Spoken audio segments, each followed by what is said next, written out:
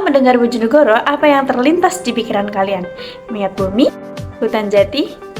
Eits, ternyata selain menyimpan minyak bumi dan jati, Bojonegoro juga menyimpan kekayaan flora fauna yang luar biasa. Bahkan, beberapa di antaranya merupakan satwa yang unik dan menarik untuk dipelajari dalam pembelajaran IPA.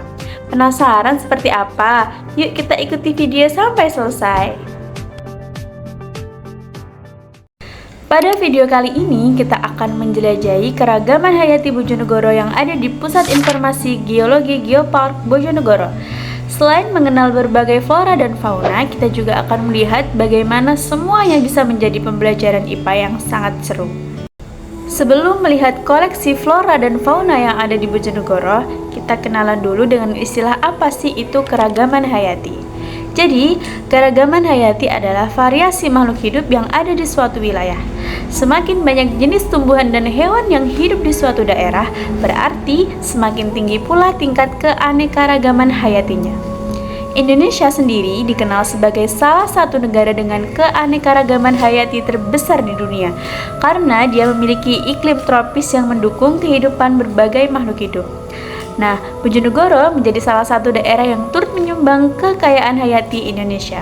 Kalau berbicara tentang Bojonegoro, rasanya kurang lengkap tanpa membahas tumbuhannya.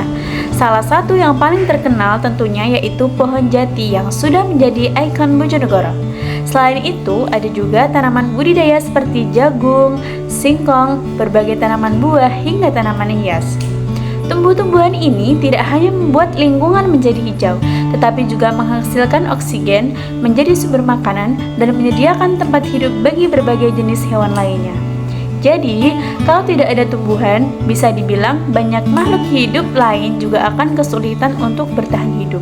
Sekarang kita beralih ke makhluk hidup yang ukurannya sangat kecil, tapi jasanya besar, yaitu semut. Jangan salah, walaupun kecil dan sering kita usir saat masuk ke makanan, ternyata semut juga punya peran penting di dalam alam. Semut membantu mengurai sisa-sisa organisme, menjaga kesuburan tanah, bahkan dia menjadi bagian penting dalam rantai makanan. Menariknya lagi, penelitian menunjukkan bahwa beberapa jenis semut mampu mengakumulasi logam tertentu sehingga berpotensi membantu mengurangi pencemaran lingkungan. Ternyata tubuh kecil bukan berarti perannya kecil juga ya. Seperti semut, meskipun dia kecil, ternyata dia memiliki peran yang sangat penting dan sangat besar untuk alam. Selanjutnya ada burung gelatik Jawa. Burung kecil ini memiliki warna yang sangat cantik dan menjadi salah satu satwa endemik Indonesia. Keberadaan burung gelatik menunjukkan bahwa lingkungan di sekitarnya masih mampu mendukung kehidupan satwa liar. Oleh karena itu, menjaga habitatnya sama pentingnya dengan menjaga kelestarian burung itu sendiri. Dari contoh ini, kita bisa belajar bahwa setiap makhluk hidup memiliki peran dalam menjaga keseimbangan ekosistem. Selanjutnya, ada landak Jawa. Kalau melihat hewan ini, mungkin kita langsung berpikir, wah, jangan dipegang. Yup, ini adalah landak Jawa. Landak Jawa merupakan hewan endemik Indonesia yang aktif pada malam hari atau bersifat nokturnal.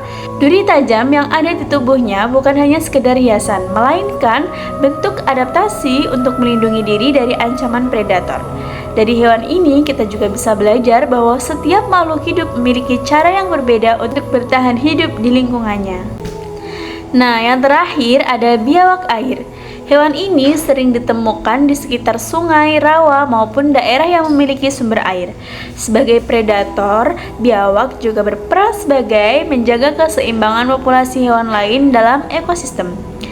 Jadi, meskipun banyak orang yang merasa takut saat melihat biawak, sebenarnya keberadaan hewan ini juga memiliki manfaat yang sangat penting bagi lingkungan.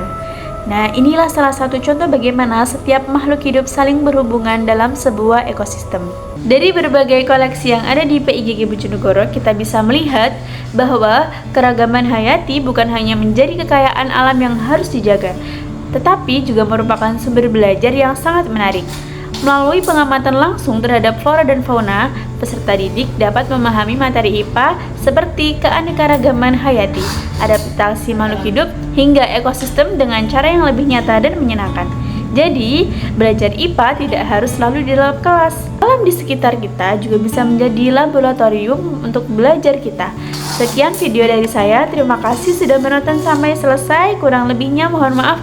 Wassalamualaikum warahmatullahi wabarakatuh.